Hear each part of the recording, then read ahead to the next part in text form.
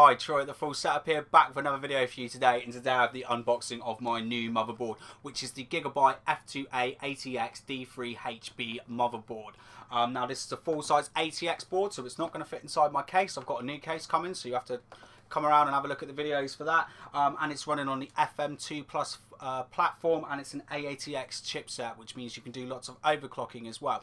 Now back to the Fm2 Plus, it means it can work with the full range of the APU processors, although I do recommend having lots of high-speed RAM if you're going to use the APU, because there's no system memory saved on the chipset for the graphics. You will need some nice RAM for that, but I've decided to use my which you would have seen hopefully if you subscribed to my channel earlier in the week, my 880K, which is running on the Athlon format. Now just before I go into the motherboard a little bit more, I have had some reports on comments this week about the Athlon 845 processor, which is running on a totally different, slightly different platform compared to the Ddr3 and Cavari platforms that we've got. I can't remember the name off the top of my head, I forgot it, but we'll put it in the description here. But anyway, because it's the only chipset that runs off this platform, what it means is that a lot of companies, and the report was on a Gigabyte board as well, probably haven't put a lot into that R&D, because if you've got 20 processors that are all running on a couple of platforms that you can develop for, that's easy. But if you've got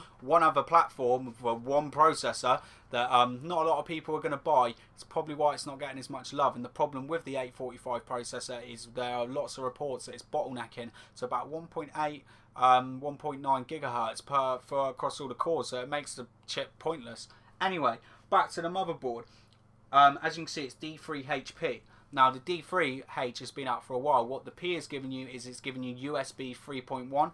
That's with a Type A connector and also a Type C as well. So a nice addition, and I picked this motherboard up for £70 on eBay, but it was shipped through CCL online, and I use CCL quite a lot. Really good. And it's certain things are more pricing, but they're just really good with their delivery and for me being able to pick it up from other places, because I work full time, so that's why I use them a lot. So if you're in the UK, you're looking for maybe someone new or someone you haven't used before, or maybe you do use them, big up, but if you don't, go check them out because they've got loads of stuff on their website.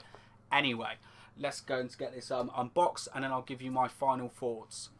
So let's take a start looking around the box then. So here we've got the Gigabyte logo, we've got ultra durable, insist on again, ultra durable, and then we've got the F2A88X-D3HP, the name of it, yeah, blah blah blah.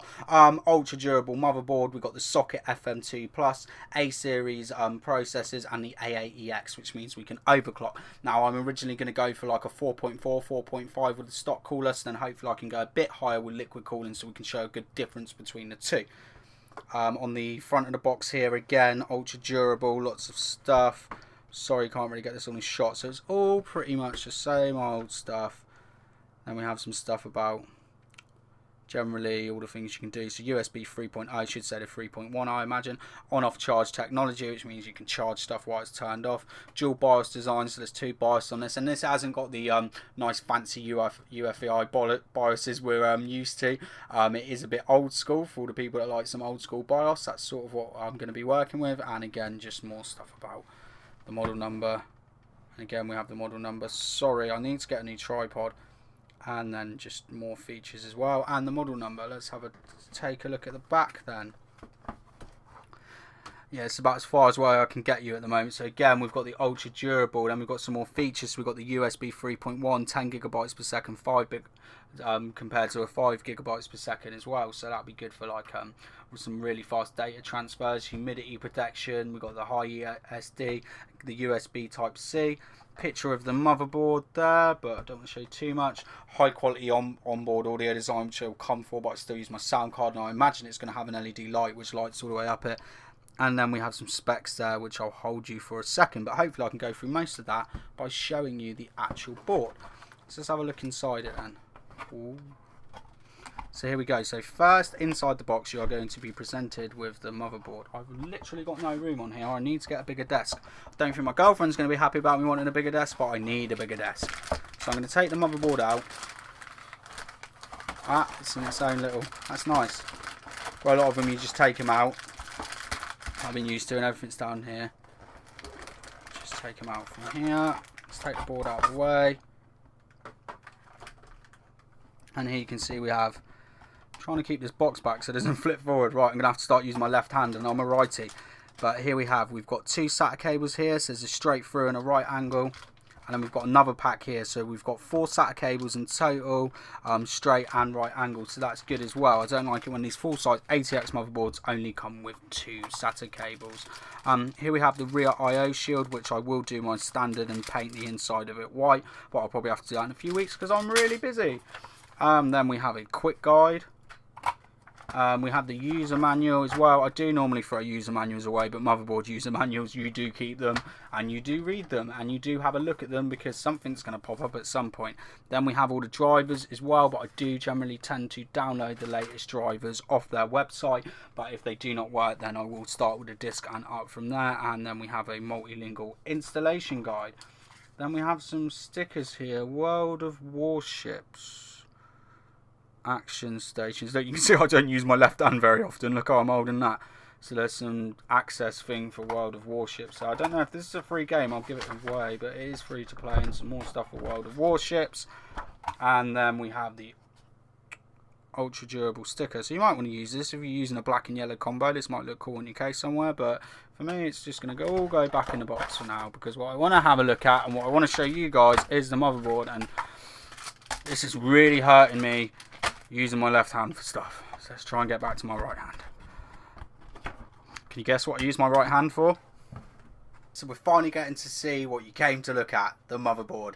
Now it's finished in this really nice black, and do you know what, I like this because, do you know, when you look at motherboards online, you're like, I swear the PCB is black, and you get it and it's brown, but it's got this really nice black finish, and then you can see we've got all the sort of like the bus lines and everything going on it, and it looks really nice. Now first thing I'm going to show you is the ports, because it's one of these things I sort of forget to do when I shoot motherboard videos, which is something that you really want to see. So here we've got 2 USB 2.0 ports, and then we have the keyboard connector. And then over to the video ports, you have a DVI. It's not a dual link, just standard DVI, VGA and HDMI. Now you're only going to use these if you've got an APU processor. If you use an Athlon like me, they're useless. These never get used for me. Then you have 2 USB 3.0s and another 2 USB 2.0s. It would have been really nice to see 4 USB 3.0s, but you know, that's fine. That's fine.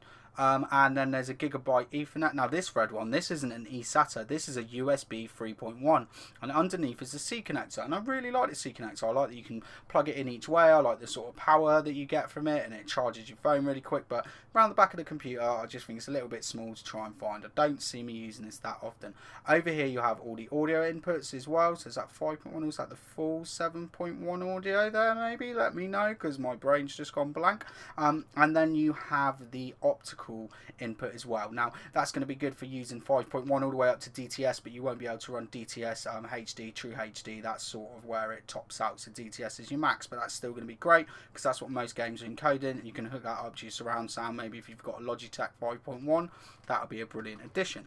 So let's take a look at the motherboard, and I'm just going to pop off for a second because I put my pen down, because this isn't the first time I shot this video because I've screwed it up a few times. It's the third time. Let's get it right. Now I'm just going to show you the top of the motherboard and try and move at this second from right to left. So first we have this nice ultra durable heatsink, covering all your VM chips and capacitors and stuff, and hopefully keep them cool because it's going to get hot in here because we're going to overclock it. Now for a motherboard of the Fm2 Plus A80X that's around the £70 range, you're quite limited on ones that do come with heat sinks on it. There's one from Asus, but it's all gold, so I think that's a nice addition. Looks really nice as well. And then up the top here you have the 8-pin power supply. Now that's a good addition as well, because you still find on loads, you maybe not as much the ATX size motherboards, but on the micro ATX you only get the 4-pin as well, and you want lots of power coming through to sustain your good overclock. Bringing us to the overclock, in here is where you put your processor. You've got the standard little arm that comes up, and then you've got the included mounts for their heat sinks that they ship as well, and this is really easy to take off, just 4 screws. Coming across from here you have the CPU fan, and down over here you have the first system fan as well. Both of these are 4-pin PWM fans. Now over here you have the 4 Ddr3 Ram slots, which you can put you can do all the way up to 32 gig of RAM. I think it might support 64 gig, but finding the RAM chips that you need are still quite expensive on DDR3. DDR4 you will, but DDR3 you won't. Now these are rated up to 2400 megahertz, but I have found it from most of my AMD testing, you're only really going to get 2133 and then maybe down to 1800 when you start overclocking. But as I said maybe earlier in the video, touch base on that. If you are using an APU, get as high speed RAM as you can and get as much as you can as well. I'd definitely go for at least 16 gig of RAM if you plan to be using the APU graphics, because the APU has no system memory used in and it's going to use your RAM. So get lots of RAM and lots of high speed and you will get better performance and better frames per second. Now over here is system fan number 3. So we've got 1 and 3, 2's down the bottom. Now 3 is only a 3-pin connector. A bit of a shame really, I don't ever really use 3-pin fans. Most ATX boards at this price only come with 2 4 PWM headers plus the CPU as well, I'm giving you 3. So that extra addition is quite a nice feature, but it would be better if it was a 4-pin. Over here we have the 24-pin power supply, and then we have the USB 3.0 header, which I like it being mounted over here, either here or the bottom, not like boards where they're here. I hate that. So there we go, that's just the top half. You can see some of the bottom half, but I'm going to bring you up. Let's have a little look. And my strap's on my ankle. If you're like, you haven't got a strap on, you're going to blow it up. It's on my ankle, so shut up. Up the top here, should we just do all the PCI buses and then we'll work around here. So here you have your Pci Express, and these are just one mode, 1, 2, 3 of them. And then here we have 2 Pci Express 3.0. Now the top is by 16, the bottom is by 0.4. Not 0.4, is by 4 mode. So when you install 2 graphics cards Crossfire, you can't do SLI with this board. It will knock them down to 4 mode. Now for most cards, you're not going to bottleneck that. You're not going to find it's not given it enough bandwidth, but anything plus, you know, probably the 390 range and up, you are going to have issues with that. But I imagine if you're using 2 of them, you'll have a better board. Now one thing I have noticed with these, there's no spring back.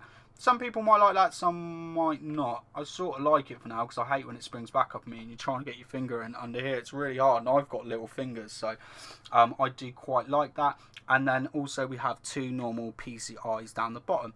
Now these will be covered up with a graphics card, and I sort of hate this. I wish the PCIs were up here and they move all this crap down here, because I just don't really use PCIs anymore. I just don't. I've not put PCIs in a friend's computer, I've not put them in mine for a long time, so maybe just add a few more of these PCI Expresses.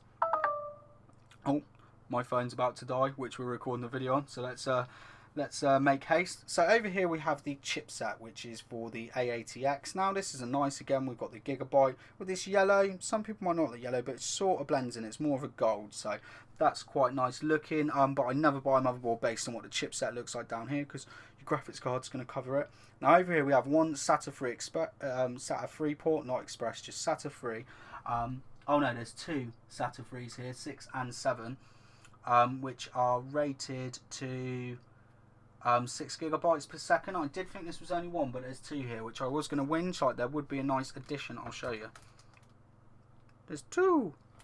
But it would have been nice to see sort of, we got this whole bank from here 4. So in total we have 8 SATA ports, which are randomly named from 0 all the way up till 5 here, and then 6 and 7. So that's even more confusion for me, but there's lots of RAID options as well you can set up on the motherboard.